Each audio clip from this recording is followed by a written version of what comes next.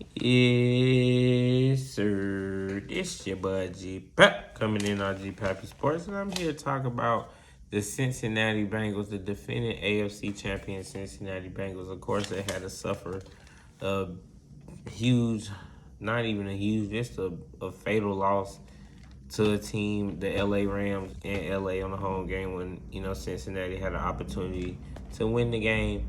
I went for the Rams, even though I told y'all months ago, not even months ago, just like weeks ago, not too long ago, that if it's a team that can get to the Super Bowl, because it was an open field Super Bowl this year. It wasn't really no distinct team, even though the Rams was favored to win the Super Bowl based on their roster because it's a super team. But if I was saying if it was a team and the quarterback can run the table based on the offense and the weapons they got, Cincinnati was the team. If the quarterback can do it, it was Joe Burrow. Now, with that being said, now, they lost the Super Bowl. They still could have easily won, but, there is questions and maybe concerns. What can happen from the offseason? So, one thing I told folks about this, experience from the Super Bowl. The Rams had some type of experience from the Super Bowl. Aaron Donald was in the Super Bowl. The coach, Sean McVay, was in the Super Bowl. A couple other players in the Super Bowl. So they had a little experience. The coach staff was in, Super Bowl experience. So they kind of know what they did wrong.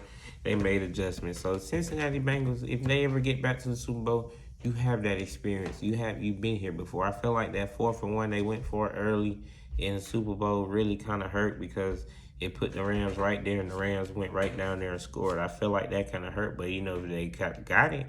The game could have went a whole nother way. They could have won the game, but it's simple plays like that. It's just the execution, the play call, and the players that you need to have. You gain experience. Now, another thing we all know from the first wild card game, we got to protect Joe Burrow. They have to protect Joe Burrow. You got to spend some money.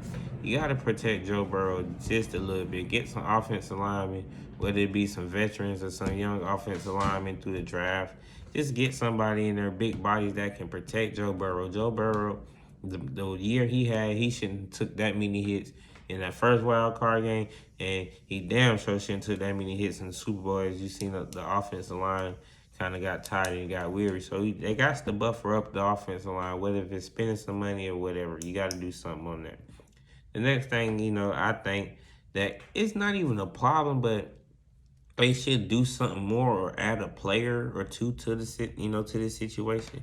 The running back. I love Joe Mixon. Joe Mixon is an all-purpose running back. He's gonna give you 1,000 yards, all-purpose running back. But it was times where I felt like they could need a bigger running back or maybe a different type of running back. So look, I got a proposition. So if you don't get a veteran running back up, or if you don't get a young running back through the draft, I got a trade scenario. I don't know how the trade will go. I don't know what you give up or how it go. But hey, Zeke for the Cowboys, I don't think he's gonna be on the Cowboys for too much longer. I think they could possibly trade him. He is the most expensive running back in the league right now. He's gonna get paid $18 million if I'm not mistaken. But I believe Cincinnati can restructure some contracts. I don't know if they under the books.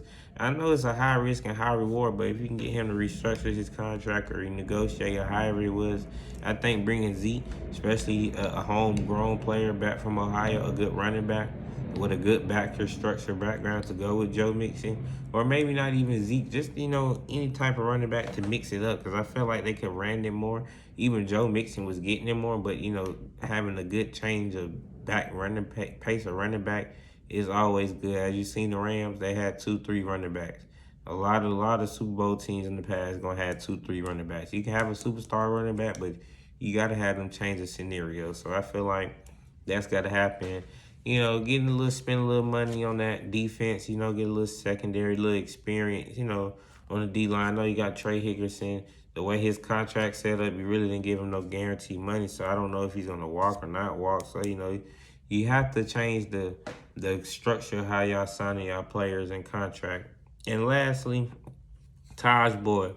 Now, I remember Taj Boyd, he dropped that a crucial third down pass that he probably caught that first down. Y'all probably won the Super Bowl. Now he has I believe a player option. I'm not mistaken, but he's the most experienced and veteran player on that in the wide receiver core. Jamar Chase is a rookie. T. Higgins is a rookie. If not, he's in his second year. So That's a big question of concern because he is the experienced core out of that receiver group. Do you replace him with somebody? Do you try to bring in a superstar third receiver? Do you bring in a consistent slot receiver that's going to be reliable?